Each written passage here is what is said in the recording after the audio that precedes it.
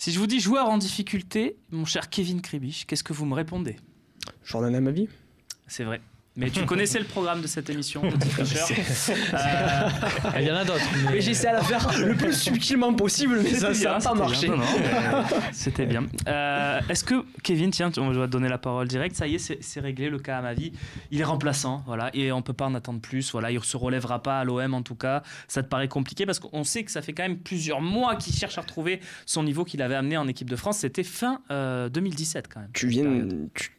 Tu viens de me tendre la perche, comme on dit, c'est depuis janvier pour moi, qui à peu près, à ce stade-là, depuis janvier 2010, de cette année, 2018, face à Valenciennes. C'était un joueur quelconque, c'est-à-dire qu'il n'apporte pas grand-chose offensivement, ce qu'il savait faire, et c'est surtout qu'il est vraiment en difficulté défensivement, la chose prioritaire quand on était en arrière à la base, c'est vraiment...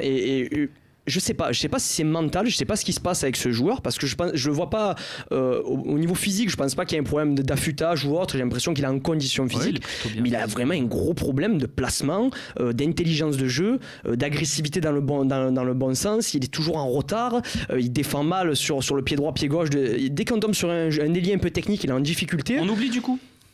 Pour moi, c'est difficile d'enterrer un joueur de 23 ans. Parce que tu connais mon avis sur les espoirs ou les jeunes à fort potentiel, mais là, quand même, c'est vrai qu'à ma vie, voilà, il n'a pas de concurrence. Donc, il a un boulevard à gauche, il pourrait être indéboulonnable.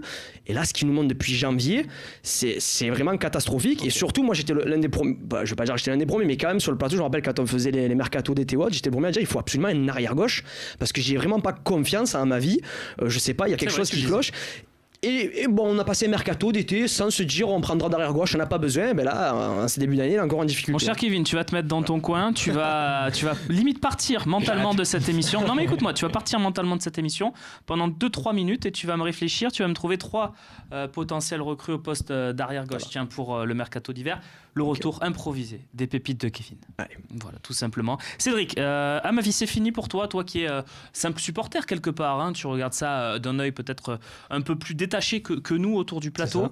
À ma vie, comment tu vois le cas à ma vie? C'est fini? Tu y crois encore? À ma vie, c'est clair qu'il est en difficulté depuis le début de la saison, même avant, comme on a dit. Mais moi, je crois encore en ses qualités. Donc, je me dis qu'il faut que mentalement, Rudy Garcia, il travaille avec lui pour le remettre en confiance. Mais bon, s'il joue Comment pas, on relance ça va être un joueur compliqué. comme ça, Cédric? Comment on relance un joueur comme ça? Il va falloir qu'il Toi, à quand l'entraînement. tu rates tes putts du plat du pied sécurité au foot golf, comment Moi, quand je rate mes putts, je me fais 3-4 fois par semaine 200-300 putts. Je répète les gestes. C'est un problème de travail, du coup? C'est quoi, pour ma vie sans vouloir faire une comparaison le problème qu'il y a, comme on a dit, c'est que c'est un problème de placement. Il défend mal, il est en retard, il va tacler, il prend des cartons. Il est en retard, à mon avis. C'est peut-être un problème de concentration aussi, d'attention. Il est peut-être un peu trop tête en l'air. Romain, pardon. Tu voulais non, je ne sais pas si tu as vu, parce qu'il n'y a pas eu que cette déclat de Garcia sur l'attaquant dans cette émission Breaking Foot. Oui, bien sûr. Il y avait une séquence tactique qui réhabilitait un peu le soldat Garcia pour montrer que c'était quand même un entraîneur avec des idées et qui savait quand même parler football. Et en fait, ce qui était terrible, c'est que toute cette séquence-là, quand tu vois les problèmes défensifs de l'OM, tu vois que les problèmes causés par Amavi handicapent vraiment toute l'équipe à chaque fois. C'est fou. Notamment, on parlait de ce manque d'agressivité qui est terrible. Et c'est vrai que sur certains matchs, moi j'ai le souvenir cette saison, par exemple, du match de Lyon, où tu as l'impression de le voir au départ dedans et tout, tu te dis c'est bon, là il va faire un bon match. Ouais. Et puis il y a une absence et ça coûte. Et c'est pour ça que des fois, tu préfères finalement un mec à ce poste-là qui est moins spectaculaire, on va dire, qui est moins sur ses qualités, mais qui te tient 90 minutes. Et qui t'a sa caille au il va vite, il saute à la tête, s'il met de l'envie et tout, mais c'est un peu brouillon. Parce que quand tu vois par exemple le but de Kenny Lala au Vélodrome, tu te souviens le but de Strasbourg, l'ouverture du score des Alsaciens. Non, tu préfères un arrière-gauche moins spectaculaire, mais plus dans la sécurité. Ou tout le monde, hein. L'OM peut-il, tiens Karim, tu t'es pas exprimé encore sur Jordan Amavi. L'OM peut-il acheter ou se faire prêter un arrière-gauche cet hiver? Moi je dirais l'OM, c'est pas l'OM peut-il, c'est l'OM doit acheter ou se faire prêter un arrière-gauche cet hiver. Ce toujours jeune joueur manque de concurrence. Donc je pense qu'il ne faut pas oublier que lors des 4-5 premiers mois où il a été assez intéressant, il était en concurrence avec Patrice Evra. Et alors même si tout le monde pensait déjà qu'il était au-dessus d'Evra, il y avait quand même ce truc où il pouvait se dire qu'il n'était pas sûr de jouer. Mais voilà, mentalement, c'est-à-dire même si effectivement il savait, Evra était nul, on va pas se mentir, il était rappelez-vous quand même la conférence de presse avant le coup de sang d'Evra, il dit moi je suis pas un titulaire. Mais bien sûr, voilà, c'est ça. C'est-à-dire que mentalement, tu te fais petit, tu te dis pas je suis titulaire parce que même si tu sais que dans les faits tout le monde te donne gagnant, ben c'est Evra et qu'il peut te reprendre de voler devant tout le monde, donc tu te fais petit et ça t'amène de l'humilité. Mentalement, c'est vrai que ça a dû juste aider. Pour terminer sur Evra, c'est vrai que ça a été un problème sportif parce que pour moi c'est lié à ma vie sportivement, c'est vrai que ça n'a pas marché Evra. Bon, et puis il y a eu quelque chose de très grave qui s'est passé par la suite, on va revenir dessus. Mais par contre, c'est vraiment un homme de vestiaire et tous ceux qui étaient à ce moment-là dans l'équipe de l'OM disaient que vraiment Evra était important, que ce soit pour toute l'équipe, et je pense que pour Amavi il était vraiment important à ce poste d'arrière gauche. Alors Kevin, c'est l'instant. Juste pour la relance d'Amavi, la relance d'Amavi par rapport à la question que tu posais à Cédric tout à l'heure, je pense que le fait de l'avoir mis sur le banc, ça peut le relancer. Voilà, le fait de ne pas le mettre titulaire. Quand tu joues pas, tu vas vouloir te battre. Voilà, en plus, je mais pense vraiment que lui, alors, plusieurs matchs, pas là, ça match. fait déjà 2 matchs. Ça fait déjà 2 matchs où il est sur le banc et je pense qu'en plus, le fait de voir l'évolution de l'OM en 3-5-2 ou 3-4-1-2 et de se dire putain, je me régalerai dans ce dispositif-là.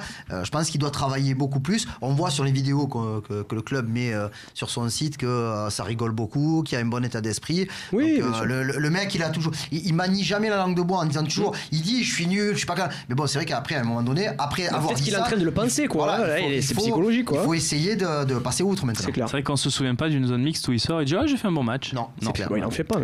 C'est l'instant des pépites de Kevin. Jingle. Non, je plaisante, il n'y a pas de jingle évidemment. Kevin. Dommage, c'est moins de jingle. La prochaine fois, on fera ça. Comment j'ai pas de jingle, je vais aller ailleurs, attention.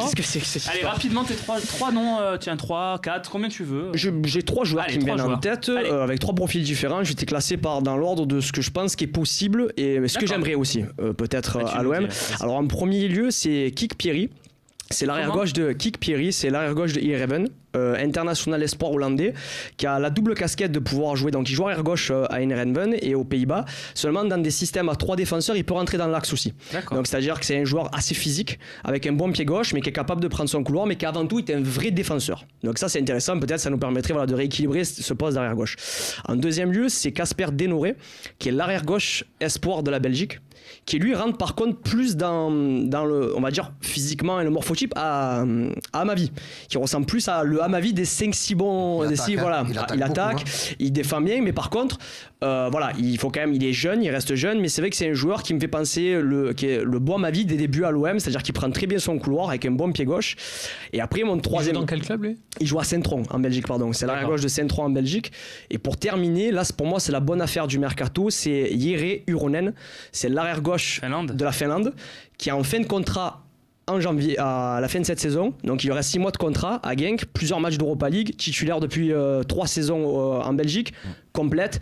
Un arrière, on va dire, assez besogneux, costaud individuel, avec un bon pied gauche. Je vais pas dire que c'est un Jordan Rizeux pour ceux qui le connaissent, mais il fait penser à ce type de défenseur. Un peu moins technique. Moins technique. Kolasinac. Voilà, un poil moins. Non, mais par contre, c'est vrai que c'est un défenseur costaud, vaillant. La Finlande, qui est un pays montant, qui marche très bien en Europe actuellement, et c'est vraiment un très bon arrière. J'ai l'impression que promus d'ailleurs. J'ai l'impression que Karim connaissait les 3, donc Karim, lequel tu choisis ? Celui moi qui m'intéresse le plus, c'est Denoré.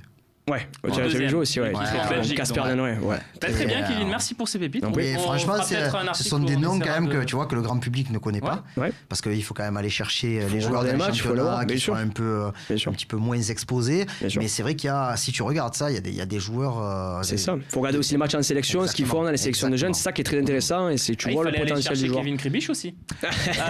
Messieurs, l'OM a un scout dans cette région-là pour cibler ces championnats-là, et c'est d'ailleurs lui qui avait repéré Nemanja Radonic. Messieurs, il faut avancer. Donc c'est pas une vanne. J'aurais aimé faire un débat plus long sur cette partie arrière-gauche, mais le temps nous rattrape et il faut parler de ce 3-4-1-2.